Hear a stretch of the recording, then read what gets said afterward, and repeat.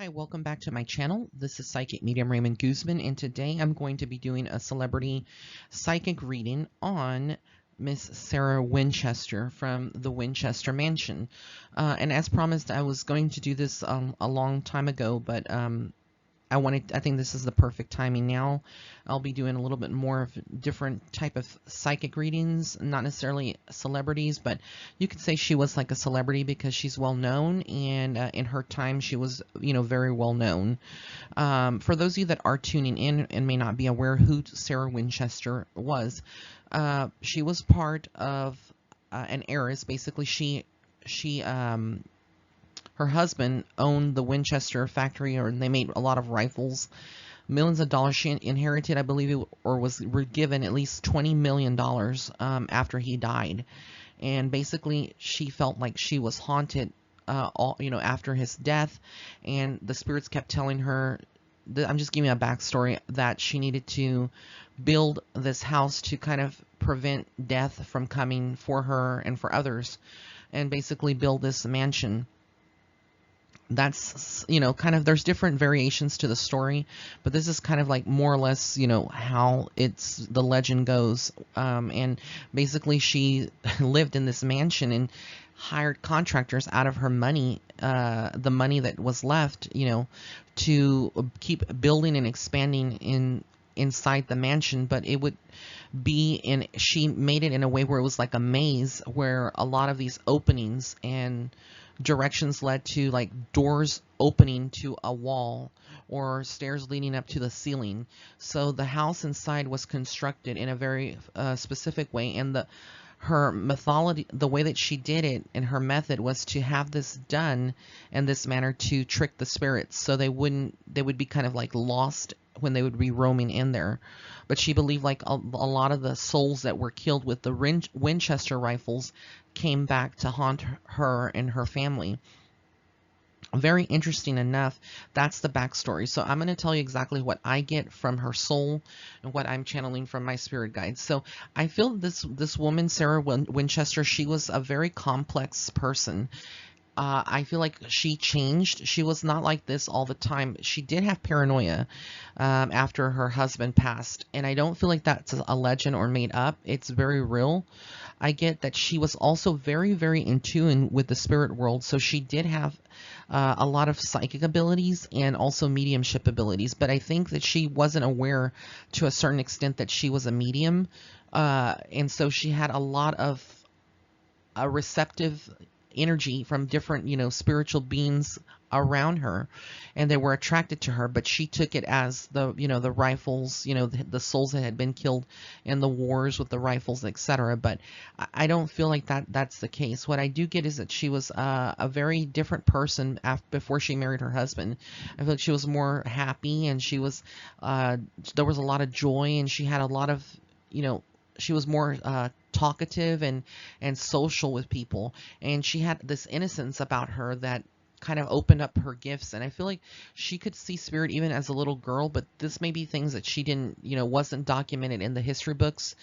But I do get ultimately, she was a very kind-hearted woman. I don't feel like she was evil or she had a bad, bone in her body. I do feel like time changed her, definitely, and I do feel like there was a lot of different things and factors that went into this. There was a lot of hate I'm getting around the Winchester people because of her husband and the fact that they produced these rifles at a given time that when it was needed. But there was still a lot of hate from different people around the U.S. and around the world that I'm getting like they didn't like the Winchesters completely. There was a lot of drama that wasn't maybe documented in the books, but I feel like her husband had, arguments, and there was people who, may have come to their home at one time and threatened them. But I feel like there was just a lot of different energies once, they reached that level of success and attained it. And I don't feel like she really foresaw or really knew that her husband was going to pass, but it happened. And when it did, it was almost like very shocking. And I feel like she did see his soul. He did appear to her before he actually crossed over. So she kind of was very shaken by all of this. and it changed her. And I feel like her abilities grew after his death. And typically, when there is something very traumatic, it does tend to increase people's abilities and really make them more in tune with the spirit realm, etc. So with her, I feel like after he passed, she was a totally different person, and it shifted her, and she became more paranoid. You could say almost paranoid, almost like she wasn't very sure of where she stood, but she just knew that she was being guided by spirit. I don't feel like the spirits were actually talking to her and guiding her to make this big maze, but I do feel there was some fear behind this. And I also get that she may have gone to a psychic herself, or someone who had intuitive abilities, and they told her this information. I don't know all the story behind the Winchester and Sarah Winchester, so I'm only giving you what I get intuitively from her spirit and from my spirit guides. But I do feel that she was a believer in the paranormal before all of her husband passing, and she would have had spiritual paranormal experiences, definitely. But what I get from her is that after the passing, it changed her completely, and she was left with all this money, and she felt judged by a lot of people. She says that she was judged by spirits, she felt judged by them, and so she wanted to build this to kind of appease them. But I really feel like there was a lot of judgment that she also carried within her soul, and this guilt. I don't know why she carried a lot of that guilt. Maybe she felt like she could have stopped her husband's passing, but that's what comes across, like she was very burdened with a lot of guilt. And I think it makes sense, that she would feel like the rifles that killed certain people, that's what rifles are used for, usually to harm or to cause some kind of injury or impact. She may have taken on that kind of blame, but I feel like now that she's in spirit, she realizes that that wasn't her blame to be carried, and it wasn't her burden. So there's a lot of regret that she had when she passed. I do feel like she did ultimately, she was scaring herself out, and she did see spirit. Definitely there was spirit around her in that Winchester mansion, but I don't feel like these were the souls of people who had passed with the rifles and whatnot, but rather her ancestors and people that had passed with from the construction workers. So when you have a lot of construction people around, everybody has certain spirits that are attached to them or that come through to visit when there's a medium. So if you're in a room full of people, there's going to be a lot of spirits from different people that are in the room, and not that they're necessarily attached, but they come forward when they see like their loved ones near a medium, because there's light around this person. So with Sarah Winchester, she had a lot of these construction people and around her, and so a lot of their spirits were, their families and maybe their earthbound spirits were there around them. And so this is what I feel like she was picking up on. And I do feel like to a certain extent, with all that energy around, it did become a haunted situation in which she was seeing things, and they were making up, there were male spirits that were appearing to her and scaring her. I don't feel like she was able to control her ability, but she kind of grew to that point where she did actually control it towards the end before her passing, and really was very meditative, learned how to meditate and really hone into her skills, into her abilities, and it kind of helped her kind of relax a little bit and know that it was okay.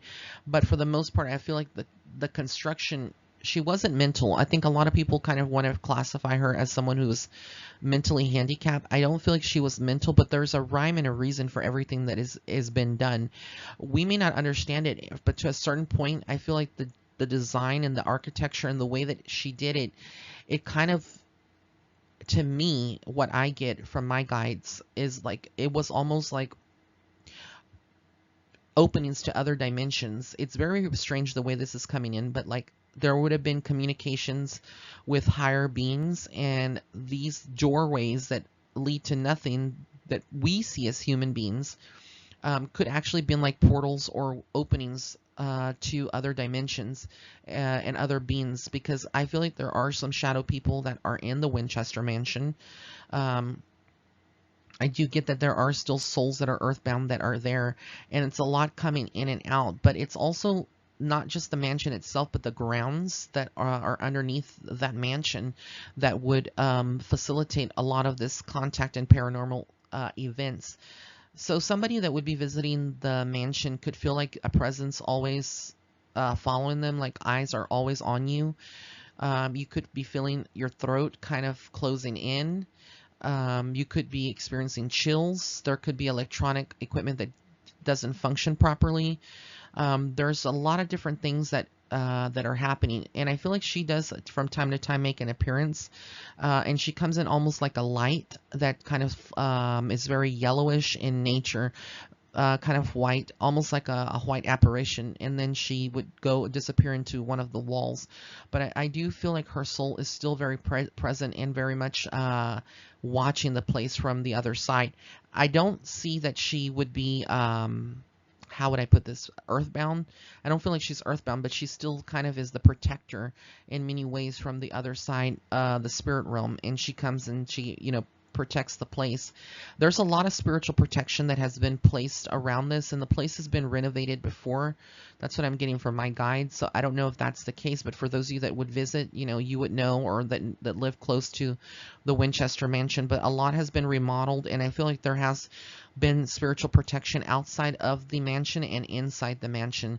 So things are a little bit less active at certain times. I think it does get active if there's like a medium present, or there's someone that is doing paranormal investigations. It would kind of aggravate or kind of intensify the spiritual activity there. But I do feel like, they documented that she did die of a heart attack, but I feel like she had other health conditions as well that would have led to her passing. And I don't feel at the very end of her life that she was taking very good care of herself or feeding herself. And I feel like she was certainly malnourished, or not getting enough protein, not getting enough essential vitamins out of the food that she would have been eating. So I do feel like she let herself go, and there's the sense of very, very much loneliness. Like, I don't think she had like anybody really there, with her 24/7, talking to her, or just the spirits that she would communicate with. And I feel like she was very much after her husband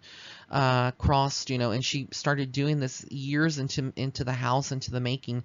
She was already ready to kind of cross over. This sense of being tired, not, really wanting to be here in the physical world anymore. She was just tired. She felt bullied by these spirits in many ways, but ultimately she learned to accept it and kind of live with it. But it kind of created a sorrow in her, and I feel like she never found love again, and never was able to fully function the way that her life path would have been intended for her to really function, from a regular human perspective and the soul here on earth. She didn't get to experience a lot of the things that other people would have experienced, like grandchildren, or parties and stuff. It was very much, I feel like, very secluded. Her life was very secluded in her latter years, and just, it wasn't a good life that she led. It was very rough, and I think a lot of people will say, well, how bad could she have it? She had $20 million back then. But you have to understand that money doesn't buy happiness, and just because it can, make you happy at certain times, I don't feel like the money actually made her happy. And I do feel like any future generations that of her family, or of her husband's family, that carry the name Winchester, they all remember, they kind of like remember her memory when they see the house. And I do feel like that certain, there has been certain experiences for people. Ultimately, I feel like they don't want the paranormal investigators there. They don't want, that's what the spirits that protect the place and that are there earthbound. But I don't feel like it's super haunted to the point like with demonic activity in the mansion. I just don't get that. I really do feel if it is, it's more mischievous, earthbound entities, and again, her soul that comes in and out sometimes to protect the place and kind of watch over it. But yeah, this is what I see for Sarah Winchester, which is very interesting to do like a psychic mediumship reading for her, and then her mansion. And let me take a look at the other slide here. As you can see, when I look at this mansion, it looks kind of crazy from the outside, and you can see like elevations and the roofs, and but overall the energy from that place is very vast and very spread out.